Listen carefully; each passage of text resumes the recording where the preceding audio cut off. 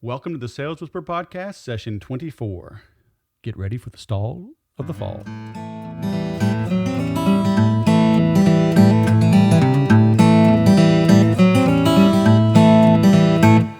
Welcome, everybody, to the October 23rd, 2013 edition of the Sales Whisper Podcast, session 24. This was going to be a bonus podcast that I was going to include after my interview with Melanie Duncan.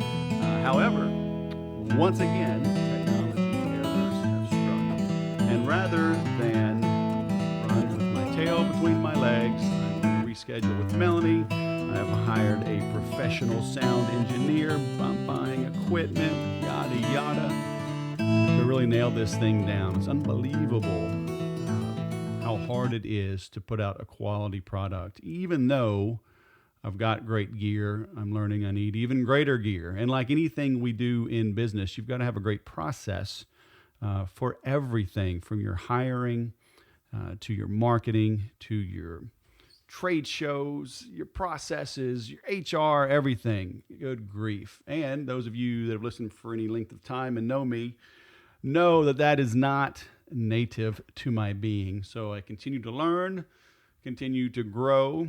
So today, this is part of my weekly whisper.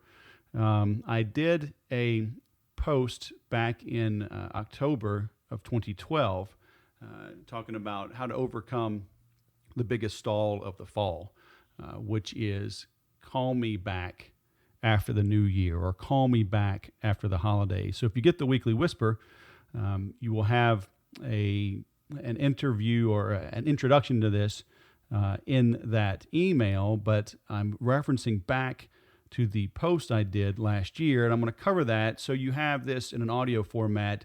And there's some things I can do, a little bit of ad-libbing and a little bit of adding a little more detail and some flavor in the audio that I can't always put across in writing. This is also going to be included in my new book, which is coming out. It's actually going to print next week, and that is called The Sales Whisperer Speaketh, How to Win in Sales, Marketing, and Strip Poker. Be sure to check back often. I'll be doing an announcement on that next week. But let's hop into overcoming holiday objections, what I call the biggest stall of the fall.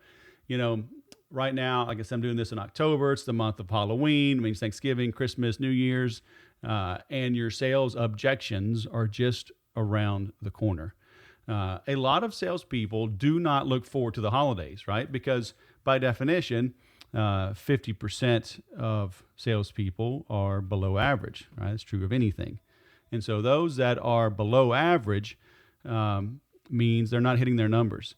And so the holidays, the end of the year, really are not all that pleasurable. You know, they're under quota, they're under pressure, and really can't relax through the holidays. Bosses are looking for updates.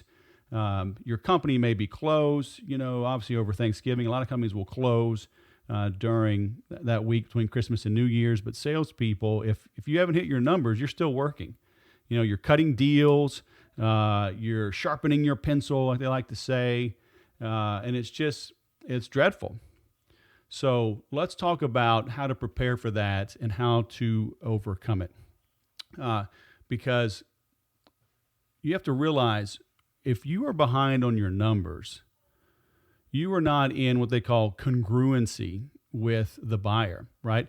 You're out there trying to make a deal, make a sale, and that buyer is trying to make a deal on their own, which may not benefit you. They know they've got you over a barrel, okay? And they're going to push as aggressively as you've ever seen them this whole year, maybe the whole time you've been selling to them. And the other thing is a lot of companies, if they are over budget for the year, they are really holding on to their dollar. So here you are trying to make a sale while they are trying to hold on to their money. It's not a great place to be, okay? But professional salespeople are, by definition, prepared. And you know, like clockwork, these objections are going to be coming back around. Call me after the holidays, call me after the first of the year, okay? These are stalls and put-offs. You know, I would really rather hear no, or we've decided to buy from someone else, than this nails on the chalkboard kind of non-committal brush off. Okay, because these types of things, they're really not objections. They're weak no decisions. Okay, or it's their attempt to be nice when they're actually insulting you. Okay, by not giving you the courtesy of a definitive answer.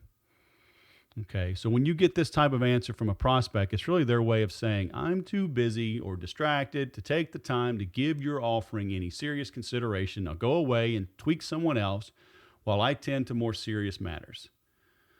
Okay, but like all stalls, though, you've got to get to the heart of the matter, the reason for the stall, if you're ever going to make a sale with this prospect. So I've got at least 11 responses for you that can help. I come on strong for training and illustration purposes. Okay, so take this with a grain of salt, but I want to move you towards action and shock you out of complacency if you've been suffering from that. Okay, so keep that in mind as I go through this. I've never been a hard closer. I've never been pushy like that. Okay, but sometimes you do have to ask for an answer, and sometimes you have to be a little bit firm about it. So, keep that in mind as I go through these. But the first way you can respond is with a simple close. Right? When they say, call me after the first of the year, ask them, when I call you on the 2nd or the 3rd, whatever the first business day back is on the new year. Say, when I call you back on the 2nd, will it be to discuss things again and kick things around? Or will it be to take your order? Will you be placing an order when I call? Obviously, play with the words, make them your own, but ask that question. If they hem and haw and whatever, then they're putting you off. They're not as hot of a prospect as you thought or hoped. So at least you know how to handle them when the new year rolls around, and you don't have some inflated pipeline that really isn't going to happen when the new year comes around. Okay. Second way to respond is get an appointment to meet. Say, fantastic. When will you be back at work after the 1st? Can I be your first appointment of the new year? What's wrong with that? That's an honest question. It's a sincere question. If they're a good prospect, you're going to want to meet with them anyway, set the tone for the month, the quarter, the new year. Okay. Get an appointment to speak. So follow-up calls are important, but I say they're deadly. Okay. I always say that life is too short for follow-up calls. And to a degree, it's semantics. Okay. If somebody says, call me later, I'm going to say, when would you like me to call? And if they say, just after the 1st, fantastic. The 2nd, the 3rd, yeah, the 3rd.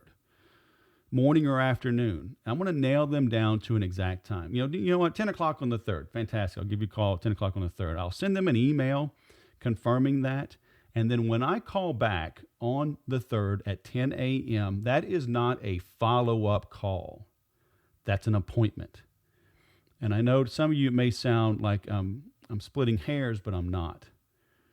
When you call back, you're going to have a different demeanor. When that receptionist, gatekeeper, executive assistant answers the phone and you ask to speak with that decision maker and they say, may I ask what this call is regarding? Say, yes, I'm calling for my 10 a.m. appointment with Mr. Decision Maker. When they say, will he know what this call is regarding? Yes, I'm calling for our 10 a.m. appointment. They will put you right through. And the cool thing is, that decision maker may have forgotten that they said they would meet, or speak with you. So when you leave a voicemail message, because they stood you up, you can say, hey, Joe, hey, Mary, this is Wes. I was calling at 10 a.m. like we'd agreed to, back in October, back in November. I sent you a couple of emails. I know it's a new year. You're probably kind of busy. That's why I wanted to talk. So, give me a call back or have your assistant shoot me a note. Let me know a better time, and let's kick off the new year. Now you've got the moral upper hand because they stood you up. And chances are much better that they will call you back if they are for real. And even if they're not, just human nature, common courtesy tips the scales in your favor a little bit. And if they don't respond, then you know what? They're a jerk. They're not a real prospect. Close them out, put them into the long-term nurture sequence, and move on. Okay? Because I always tell people, hearing no early in a sales situation is a blessing. Sure, we'd like to win them all, but we can't win them all. I'd rather hear no so I can move on and focus my effort somewhere else than keep kicking things around, hoping and praying that this is a real life prospect. Okay. Next, stand your ground. All right. They say, hey, call me after the new year. Say, fantastic. Mrs. Prospect, for us both to have a happy holiday, an order needs to be placed here. I need the sale, and you need this decision off your plate, and your company needs the benefits of what we offer. Why put this off any longer? Okay, and again, maybe it's a little strong. Maybe you can soften it up a bit. But if you know deep down, like they've been close, you thought this was a live deal, then all of a sudden they're blowing you off. Something has changed. Get to the bottom of it. Okay, and if you really do believe in your product or service, then you should stand your ground. You know that it's tough a lot of times for people to make a change. It's tough for them to spend money. You need to find out what's going on. Why are they suddenly blowing you off and stalling? Help them make a decision. Okay, again, assuming you love what you do and you know it's of great value. And you know what? If you're working and you're selling something that does not fit that definition, look for another job. Okay, next, get creative. Maybe they can cut the PO now with a December 31st date. Okay, so the PO's cut, but they don't take delivery till the next year, which means they don't pay for it till the following year. There's all types of things, as we learned from Enron and WorldCom back in 2000, 2001. There's a lot of creative things you can do with financing. So obviously, I'm not saying do anything illegal, but find out how they rectify their books and their finances. A lot of companies they need to cut the order and they must take delivery by the end of the year. Others can cut the order and the billing and whatever happens when they take delivery, so it can spill over to the next year. Okay, get creative like that. Maybe you can split up the hardware and the software. If you're selling technology, maybe you can split up. If you sell software and training, maybe the software can be sold now and the training can be paid for after the first. Maybe you have extended warranties or different things that they want and need, right? Maybe those can be split up and paid for at different times. Okay, offer discounts for a larger one-time order. Okay, but maybe you split it up. Maybe they place a big order now with scheduled delivery, through the first, second, and third quarter of next year if it's something that big, or over different months. So get creative. Don't just do things like you always do. Now's the time to use your noggin and rely on maybe more senior salespeople or senior staff at your company to see how they have skinned this cat in previous holidays. Okay. Next is go Columbo on them. Remember old Columbo? He always, he acted like he wasn't that smart. He really came across as not a threat, but he always said, just one more thing, before I go, by the way. Okay. But, on this one, Columbo, say, that's an excellent idea. Why spoil the eggnog with business right now? Let me ask you something while I'm here, though. What will be different after New Year's Day? Is it a budget thing, or is there something looming on the horizon that can make you unable to order? Okay. If your prospect's kind of blowing you off, or if they're really seriously interested, but they're just busy, right? They'll say, oh, no, not at all. Right. And you can go, phew, what a relief. And then you can continue with, how busy we get this time of year with last minute orders. Why don't we jump the line and get your order in the queue so you can get this off your plate, schedule the exact delivery, which we can guarantee if you order now, and even split up your payments or not invoice you till the last day or the first day of the year, whichever meets your accounting needs. Okay, so run that by them. See what they think. Because it's true, if you've got a good client or a hot prospect and chances are good that they're going to order, you see this all the time. I sold technology for many years, and companies would show up at the last minute, say, man, we had some funds released. I can order 5 units, 10 units, 100 units, whatever, but I need them, by the 21st. What happens is operations, manufacturing, they go nuts, right? They're working overtime. They got their contracted manufacturers, whatever, putting in double and triple time to try to fulfill those orders. But then dates will slip. Okay, things get bogged down in shipping. So that's the honest truth. You tell them, look, if you're even remotely considering, if you think this is going to happen, let's do it now. Okay, because if people do place their orders in October and into November, if you've got a 3, 4, 6 week lead time, you know that's going to get longer over the holidays. So use that to your advantage to get that order now. Okay. The next one is called the lottery winner, right? They say, "Oh, call me after New Year." You say, "Hey, look, you're the 37th person to tell me that this week, which means you get to have lunch with me and you get to name your price within reason, of course. What are you in the mood for?" Okay, have a little sense of humor, have some fun with it, because you will be getting that response more and more as you get closer to Christmas and New Year's. So have a little fun with it. Leverage specific testimonials, number 8. All right, this should be done ahead of time to prevent the stall in the first place. Okay, but either way, show them a testimonial from a happy client that bought last year during this time, where they discuss how happy they are that they didn't wait and how wonderful you, your company, and your products and services are.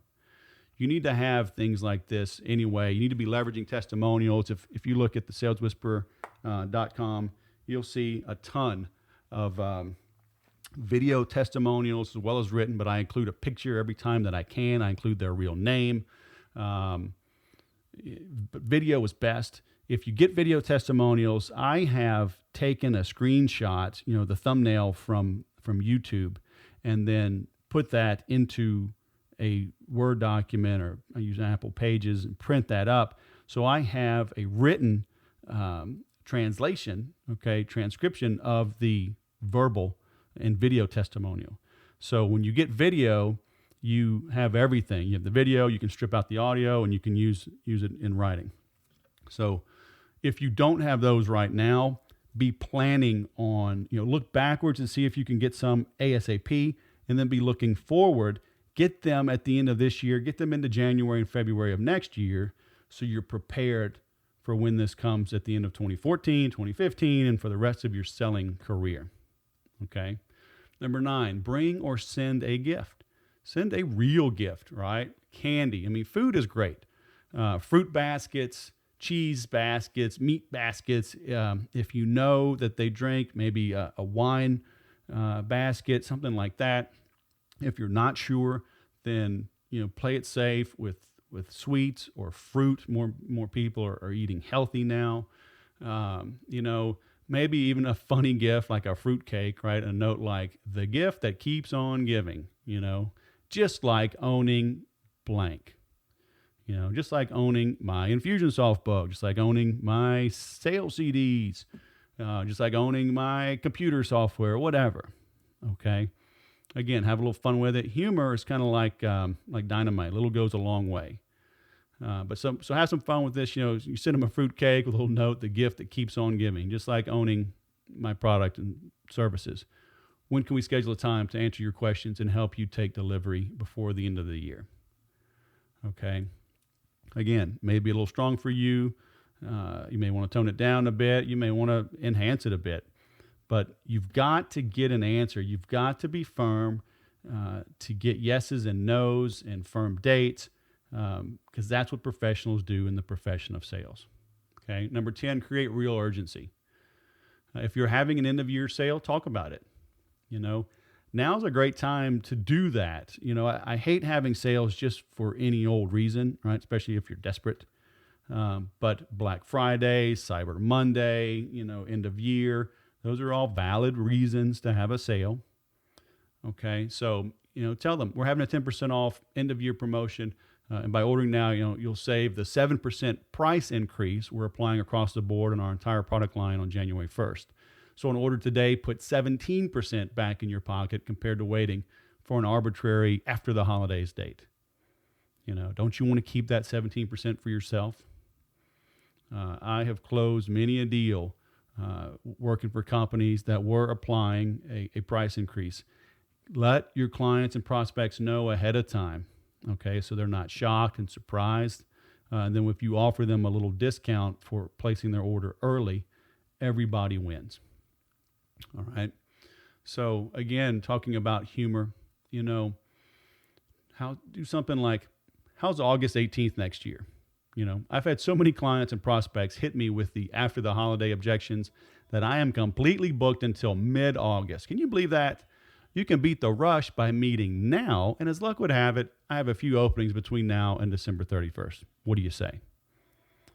All right. So again, have a little fun with it. Sales is serious business, but you know what? So is life, but life is just a game, and none of us make it out alive. So go a little easier on yourself, put a little humor in there, all right? But at the end of the day, remember that this is all about building relationships. Do not do anything at the end of the year, at any time, that'll jeopardize relationships with your clients and prospects, okay? They're built on communication. If you're getting these stalls, it means you don't have a great relationship with the prospect, which means you're not communicating with them as often and with the type of quality they expect, want, and or deserve. Okay, so the best defense is a good offense. The best way to defeat holiday objections is not to get them in the first place. Okay, so here's some ideas, again, on how you can prevent these from ever cropping up in the first place. Start early. Okay, start preparing in September, October to be hit with these November and December put-offs. Okay, you should always be raising your prices. Now, if you work for a company, you may not have control over this. Okay, but I like to tell people I am reassuringly expensive. And people are like, well, what the heck? And I tell them on this reassuringly expensive side that I have my prices set at a level that not everybody can afford. That way, I'm not trying to respond to every tire kicker, which means I can better serve the serious buyers. And what that means is you get better service, which justifies the expense. And at the end of the day, we're all looking for a positive return on our investment. And so as long as I'm meeting and exceeding your needs, what does price really matter? Okay. But if you are having a price increase, like I said before, let them know ahead of time. And it's a great way to create urgency. Next, have a fantastic call to action. Okay, create an end-of-year special that is either limited quantity and or limited time, and announce it to the world. Better yet, call your best prospects and clients ahead of time so they can prepare to jump on the special first. Okay, they'll appreciate you looking out for them. If your company is doing something, let's say from November 15th leading up to Thanksgiving, a pre-Black Friday sale, you can tell your best clients and prospects, hey, it's coming. Tell them on November 1st. Tell them now, in late October, and prepare them. It's a little bit of reverse psychology, right? You're letting them know ahead of time that the sale is coming. But if it is truly limited, they're going to appreciate you looking out for them.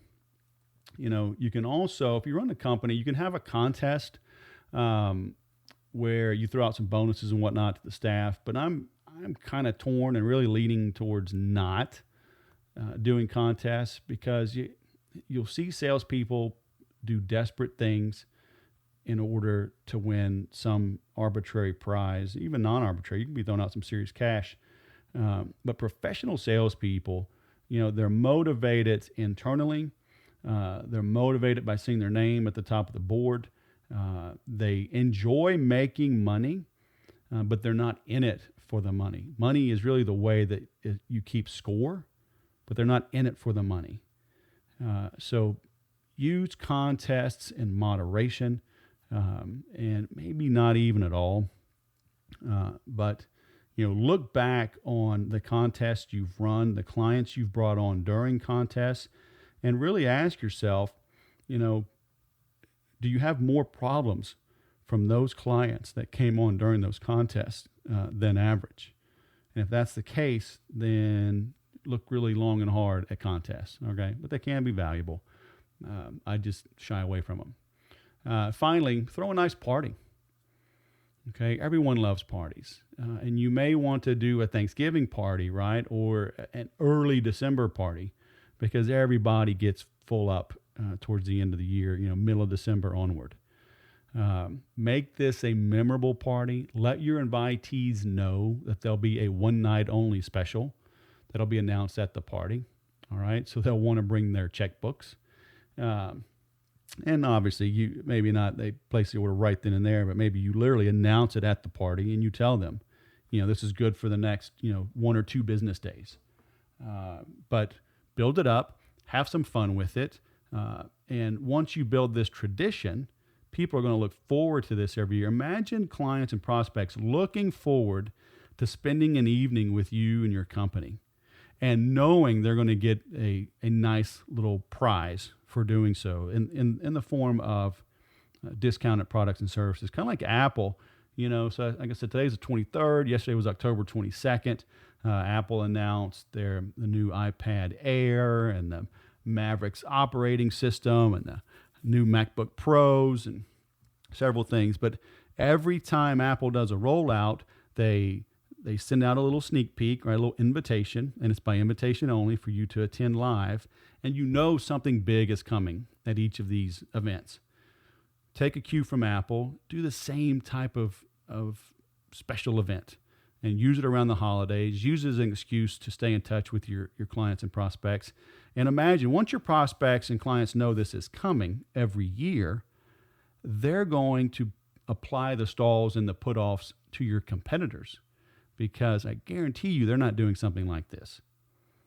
So they'll tell them, hey, call me after the first of the year, or you know what, I'm going to Wes's big party that he has every year. Let me see what we do there. Give me a call a few days after that, and I'll give you an answer. That's the position you want to be in. So I hope this helps you with handling the greatest stall of the fall. As always, I appreciate you listening to the podcast and sharing this. You can visit thesalespodcast.com to subscribe to this on iTunes. Please leave valuable, highly rated comments there, and on my website. Engage with me there. I'm happy to answer questions and elaborate on any of the posts, any of the content you get from me. I appreciate you sharing it. And as a final little nugget, if you would like to understand how to set better appointments, get firm answers from people, check out thesalesagenda.com. I've had this up for a while, but it's been kind of buried in one of my posts and pages. But I'm referring to this in my new book. Like I said, it's coming out. But thesalesagenda.com will help you know how I set firm appointments, reach decision makers, take control of a meeting, and get the answers that I want, even if it's a no. But having a firm answer is the only way to proceed in business, in life, and in sales. So again, thanks for listening. Have a great holiday. Merry Christmas. Happy New Year. Happy Halloween. Happy Thanksgiving. Happy everything. And I will talk with you next week. Good selling.